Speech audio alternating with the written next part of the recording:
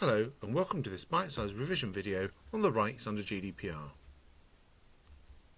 The rights granted to individuals start in Article 12 of the GDPR.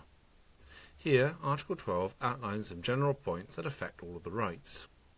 For example, data subjects must be informed of their rights. You, as a data controller, can request the identity of someone before honouring the request. You have 1 calendar month to respond to that request. You can extend for complex requests for up to an additional 2 months. Requests are free of charge, unless it's manifestly unfounded or excessive.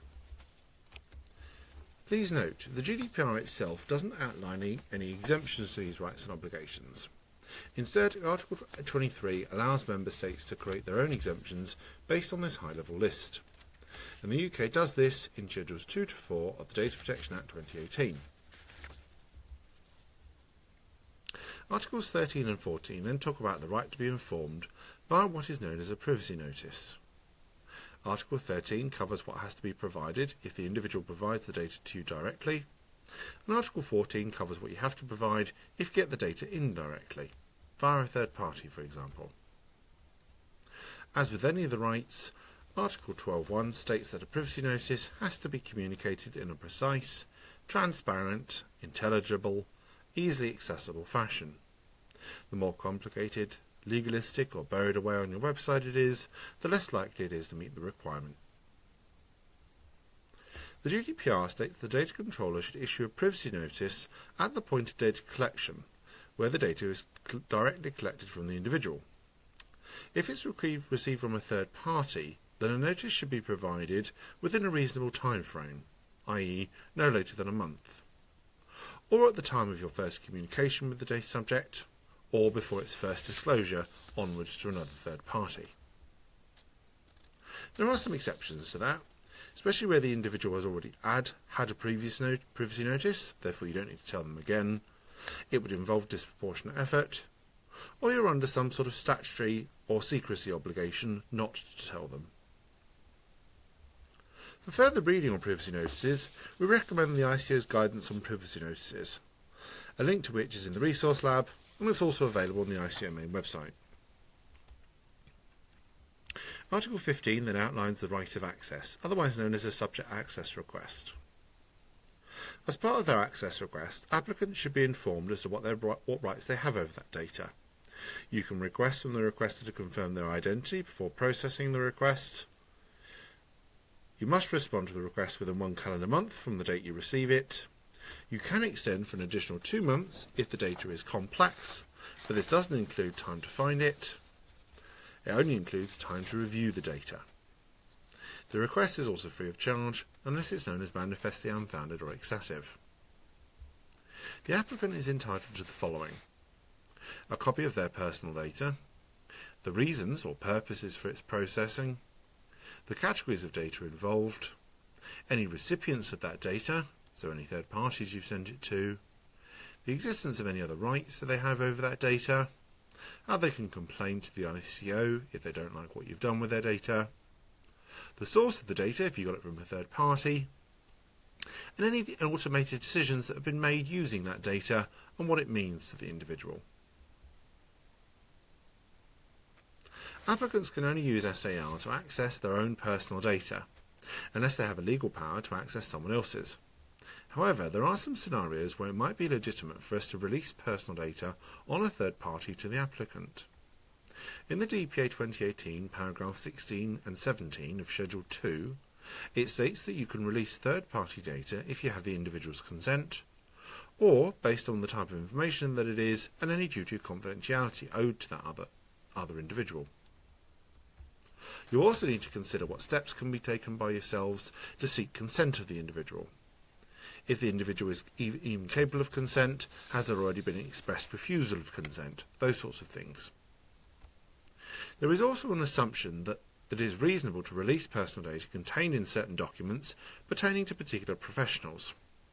Those in health, children's court officers, social workers, teachers and other educational workers, those sorts of things. We recommend you read the ICO Right of Access Guidance document, a link to which is in your Resource Lab, or you can access it from the ICO website. Article 16 then outlines the right to rectification. This is where the applicant can request inaccurate data to be corrected, or they require a supplementary statement to that data adding additional context or contesting the accuracy of the data. Article 17 outlines the right to deletion, commonly referred to as the right to be forgotten or the right of erasure. This is not an absolute right, as it's based on a set of conditions. For example, if the retention of that data is no longer necessary, if consent for using it has been withdrawn, if there is an objection with no other overriding legitimate interest, if the process on it is unlawful, if you're under a legal obligation to erase it, or whether data was provided to a website when the person was a child and they're now of age. The GDPR also outlines some refusal grounds, for example, in the exercise of freedom of expression, legal obligation to keep it, public health justifications, archiving research and statistical use in the public interest, or defence of a legal claim.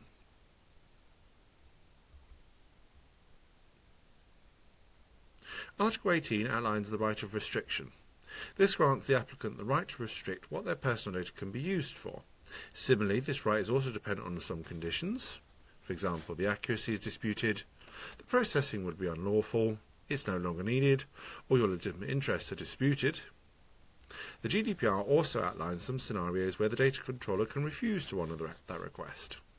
For example, if they've already consented to it, for the defence of legal claims, protection of the rights of others, or public interest grounds. Article 19 then goes on to add in some additional requirements for deletion and rectification requests and third parties. This specifically says that controllers should communicate any rectification or erasure of personal data or restriction of processing to each recipient that they've shared the personal data with, unless it's impossible to do or involves disproportionate effort. Article 20 grants applicants the right to data portability, specifically the right to receive data in a structured, commonly used, machine-readable format, or to have that data directly transmitted to another data controller without hindrance. Again, this is a right based on a set of conditions. So first off, the data has to be about the data subject. It cannot be about anyone else. It has to have been originally provided by them and not generated by you since they first joined you. It has to be processed by automated means, so it doesn't apply to paper, for example. And it has to be based or processed under the basis of consent or contract. Article 21.1 then talks about one of the two areas that an applicant can object to how their data is used. Similarly, this is based on a set of conditions and can be refused in certain circumstances. So it's based on whether processing is on a legitimate interest, an official authority, or your own legitimate interests, and you can refuse for things like a compelling legitimate interest or the establishment of defence of legal claims. The other half of Article 21.2 talks about the specific right to object to direct marketing. This includes profiling relating to direct marketing. The individual must be notified of this right clearly and separately from other information. Article 22 outlines how applicants can object to automated decision-making and/or profiling. ADM is a decision made solely by a computer program, with no human-made decision as part of the process. This also has to be a decision that has a material impact on the individual, a mortgage application, for example. Profiling is any form of automated processing of personal data consisting of the use of personal data to evaluate certain personal aspects relating to a natural person, in particular to analyse or predict aspects concerning that natural person's performance at work, economic situation, health, personal preferences, interests, reliability, behaviour, locational movements. There are some exceptions to this right, however. These include if it's necessary for entering into a contract, if it's authorised by member state law, so in this instance UK law, or if the data subject has given consent, because you either consent to something or you don't. However, for both A and C, there should be suitable measures in place to safeguard the data subject's rights and offer them the ability to obtain human intervention, so almost like an appeal or complaints process, those sorts of things. Thank you for watching this bite-sized revision video on the rights under GDPR. You can find further revision videos and other resources to support your learning in the Act Now Resource Hub online.